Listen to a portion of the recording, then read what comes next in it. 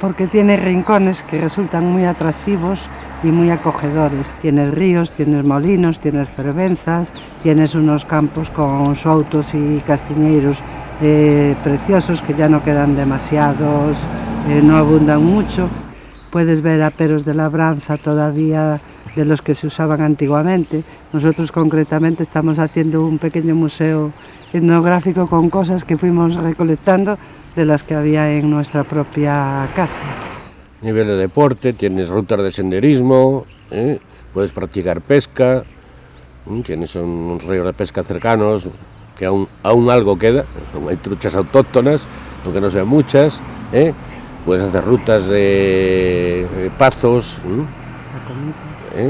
tienes, bueno, la zona en sí es una planicie muy grande, muy fácil de caminar, muy fácil de ver, buena gastronomía, tienes sitios donde comer cosas típicas y si no en el punto mismo, pues más cercanito, muy cercano.